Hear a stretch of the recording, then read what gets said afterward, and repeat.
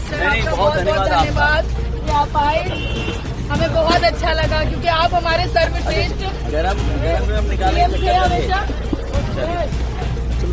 और हमेशा रहेंगे। हम आपको वोट देते हैं सर। अखिलेश यादव की एक दलित परिवार से मुलाकात ने यूपी की राजनीति में नया तूफान खड़ा कर दिया है। सवाल ये कि क्या सिर्फ अखिलेश यादव को भंडारे में पूरी खिलाने की वजह से एक कर्मचारी का डिमोशन कर दिया गया या फिर इसके पीछे कोई सरकारी नियम या प्रशासनिक कारण है, और आखिर क्यों बार बार ऐसे लोग निशाने पर आ रहे हैं जो अखिलेश यादव से जुड़े दिखाई देते हैं। पूरा मामला समझिए। शुरुआत से 14 अप्रैल यानी बाबा साहेब भीमराव अंबेडकर जयंती का दिन उत्तर प्रदेश के फतेहपुर में दलित परिवार की बेटी अंजलि ने अपने घर के बाहर भंडारे का आयोजन किया था। उसी दिन समाजवादी पार्टी के अध्यक्ष अखिलेश यादव गुरुद्वारे में माथा टेकने पहुंचे थे। जब अखिलेश यादव वहां से निकल रहे थे तभी अंजलि ने उन्हें रोक लिया और भंडारे का प्रसाद खाने का आग्रह किया। अखिलेश यादव रुक गए। अंजलि ने उन्हें अपने हाथों से पूरी परोसी, उनकी तारीफ की और बस यही तस्वीरें वीडियो सोशल मीडिया पर वायरल हो गया।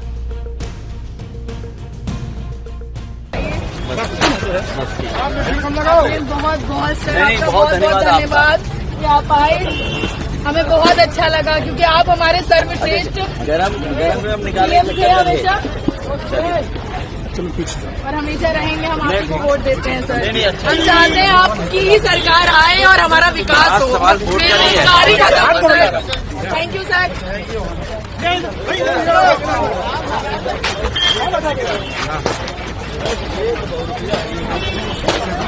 कहाँ घर दो जगह कार्यालय बंद करा दिए हम लोग। वीडियो वायरल होते ही मामला सिर्फ भंडारे तक सीमित नहीं रहा, इसे राजनीति से जोड़कर देखा जाने लगा, क्योंकि एक तरफ दलित परिवार, दूसरी तरफ अखिलेश यादव और तीसरी तरफ सियासत। अब कहानी में असली ट्विस्ट यहीं से शुरू होता है। अंजलि का आरोप है कि इस घटना के बाद उनके पिता उमेश कुमार पर कार्रवाई की गई। बताया गया कि उनके पिता पहले सुपरवाइजर थे लेकिन अब उन्हें सफाई कर्मी बना दिया गया। अंजलि का सीधा आरोप है कि ये सब सिर्फ इसलिए हुआ क्योंकि उन्होंने अखिलेश यादव को भंडारे में पूरी खिलाई थी। बुधवार को अंजलि सीधे लखनऊ स्थित समाजवादी पार्टी मुख्यालय पहुंची।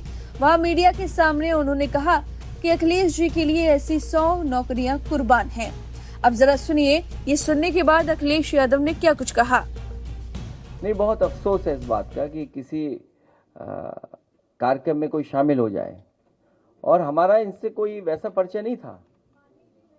अभी मैं सुन लूँगा, यहाँ आ जाओ, वो इधर ही बता दो आके। तो इनसे कोई परिचय नहीं था क्योंकि मैं गुरुद्वारे में गया था, वहाँ इनसे परिचय हुआ। ये बगल में भंडारा था, मैं चला गया, शामिल हो गया।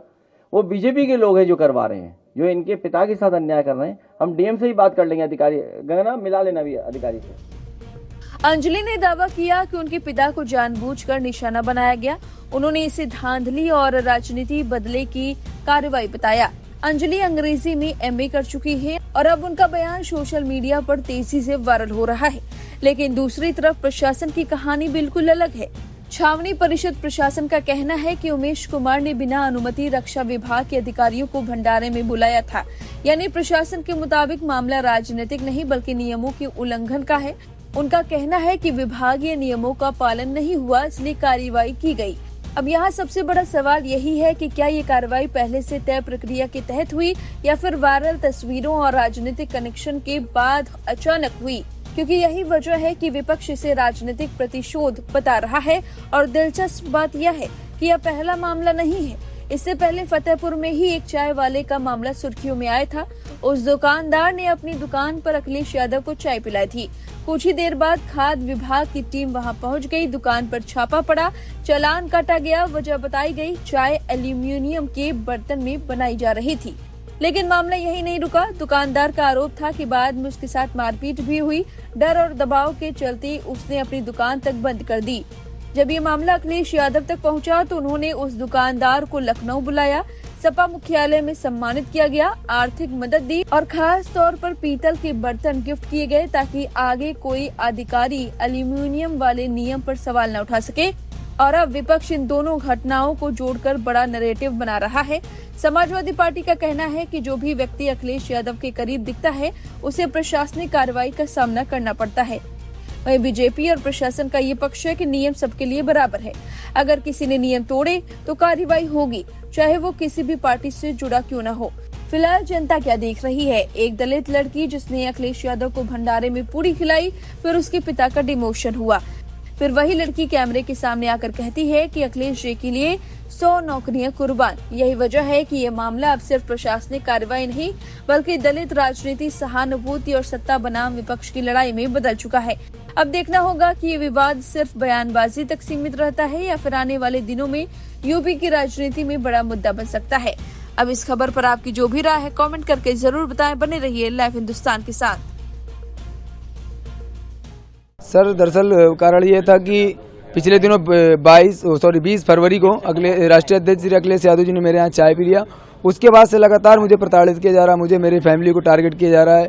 और वहाँ पे क्या नाम, कभी फूड इंस्पेक्टर आते हैं चाय का सैंपल लेने, तो कभी ये कहते हैं एल्युमिनियम के बर्तन में आप चाय बनाते हो, तो कभी ये कहते हैं कि आपकी दुकान सीज कर देंगे, आपने अखिलेश को चाय पिलाया है, ऐसा ऐसा करके। और कभी मेरे साथ मारपीट होता है। अभी 2 दिन पहले मेरे साथ बहुत ज़्यादा मारपीट हुआ है। मेरी दुकान पे आके कुछ गुंडा टाइप के लोग आके मारपीट किए हैं और जिसकी हम लोग तहरीर भी दिए हमारे नज़दीकी थाना सुल्तानपुर घोष में, जिसमें मुकदमा पंजीकरण कर दिया गया था। उसमें भी 2 धाराएं कम कर दी गई है।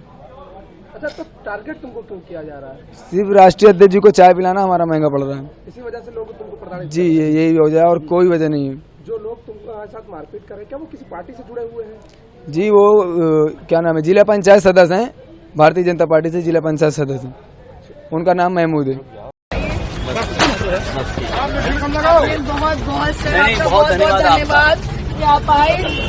हमें बहुत अच्छा लगा क्योंकि आप हमारे सर्वश्रेष्ठ गरम में निकाले हमेशा और हमेशा रहेंगे। हम आपको वोट देते हैं सर। हम चाहते हैं आपकी ही सरकार आए और हमारा विकास हो, बेरोजगारी खत्म हो सर। Thank you sir.